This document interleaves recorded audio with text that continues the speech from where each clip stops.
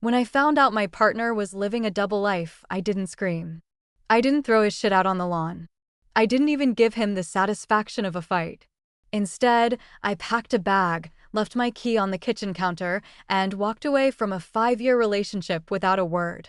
Some people might call that weak. You know what I call it? Winning. Because our relationship didn't end with some big, dramatic explosion. Nope. It ended with a single, glittery gold hair tie I found under the passenger seat of his car. And in that one quiet moment, I knew. It all started with that one tiny, insignificant piece of crap that unraveled a whole universe of bullshit. It was a Tuesday. Just a boring, gray, nothing day. He'd just gotten back from another work trip, one of his last-minute things that had become normal. He left the car in the driveway, and I went out to move it. Just a normal, wifey thing to do, right? The second I got in, I smelled it. Him, stale coffee, and something else, some sweet perfume that wasn't mine. And I swear, I told myself I was crazy. Just paranoid. Then I reached down to adjust the seat, and my fingers hit something. A hair tie. But it wasn't one of my plain black ones. This thing was extra. A thick, gold, glittery thing. The kind you wear when you want someone to see you. I just stared at it. For a second, my brain just short-circuited. It's just a hair tie, right? Right? Maybe it was his sister's. A colleague's. I ran through 100 excuses, trying to stop that sick feeling rising in my chest, but none of it felt right. My heart started pounding, just this heavy, stupid beat. I just knew, this thing didn't belong in my life. It was a crack in the foundation. And I suddenly had this overwhelming urge to just pull, to see how much damage there really was. Holding that stupid, glittery piece of trash was the beginning of the end. It wasn't just a hair tie, it was a clue. It was the spark. And as I sat there in the quiet of his car, all I could hear was my own heart pounding, and this one question just screaming in my head, what else don't I know? After that, everything felt off. Like the whole world was out of focus. On the surface, it was all the same. Morning coffee. How was your day? The kiss on the forehead before he left. But underneath it all was this low hum of anxiety I couldn't turn off. That gold hair tie was just sitting in my jewelry box, a cold little secret. And I started looking back, replaying everything. Happy memories felt like a goddamn lie now. That trip to the mountains a few months back? The one where he was on his phone the whole time, closing a deal. Was he really? Or the time he came home smelling like chlorine in the middle of winter, claiming he went swimming, even though he hates the gym pool. Little things I'd brushed off because the truth was just too much to deal with. I'd played along. I was part of my own deception, so I did something I'd never done in 5 years. He was in the shower, and I picked up his phone. My hands were shaking. I felt so much guilt, like a spy in my own house. This wasn't me, but I had to know.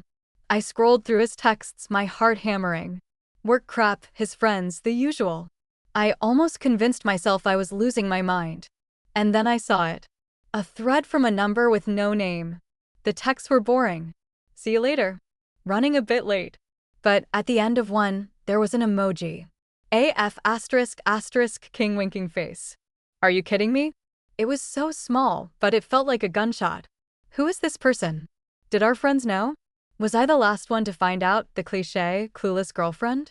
The questions were just piling up, and that little doubt was now a deafening roar. What came next was the great unraveling. It wasn't a sudden explosion. It was just this slow, agonizing trickle of proof.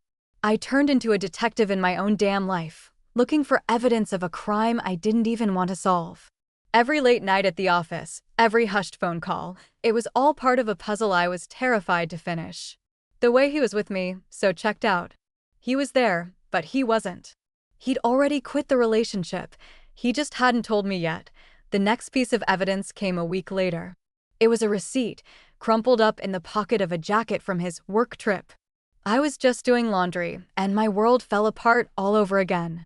It was from a small, romantic restaurant across town. A place we'd talked about going to but never did. The date was from last Thursday, when he was in meetings. The receipt was for 2 mains, 2 desserts, a bottle of wine. I just stared at that flimsy piece of paper. He wasn't in meetings. He was on AF *** king date. That receipt changed something in me. The doubt turned into cold, hard certainty. And then I started noticing everything. A second toothbrush, still in the package, in his travel bag. A new playlist on his Spotify called For Her, full of cheesy love songs. Each little discovery was like a paper cut to the soul. But the worst part? The most painful part was how normal he acted. He'd come home, kiss me, ask about my day, all while living this other life.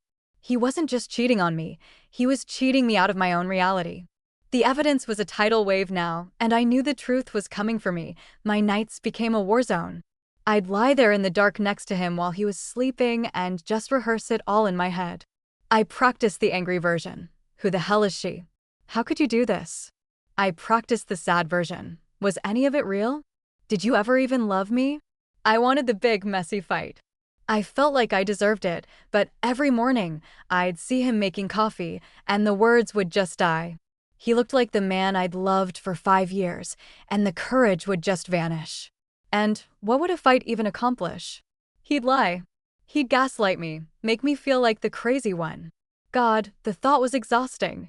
A part of me, the part that was still a damn fool for him, just wanted to believe the lies and go back to how it was before, expose him or escape.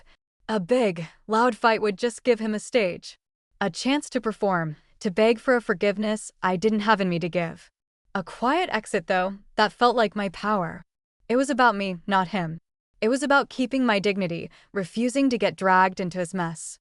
I was quiet quitting the relationship, not because I was a coward, but as a survival strategy. So, what would you do? Would you give him the war he probably expects, or would you just disappear? My power wasn't in calling him out, it was in walking away without giving him the satisfaction. Looking back, the person who picked up that hair tie is a different person than me. She was scared, heartbroken, and thought her world was ending. She didn't know that sometimes, the end of a world is just the beginning of a better one. Choosing to leave quietly, choosing dignity over drama, that was about coming home to myself.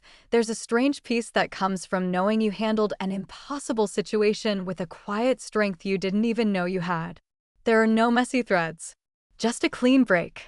I learned that trust, once it's shattered, doesn't have to make you bitter. It can make you wise, so now I don't feel anger. I just feel peace. I can take a deep breath and it's not heavy. I'm done. I'm good, and the best part? The one secret I kept just for me? He never found out how I knew. He'll probably spend years wondering what gave him away, replaying his lies. He'll never know his whole elaborate deception was unraveled by something so small, so insignificant. And that, in its own way, is the quietest, most perfect victory of all. So, did I ever really lose?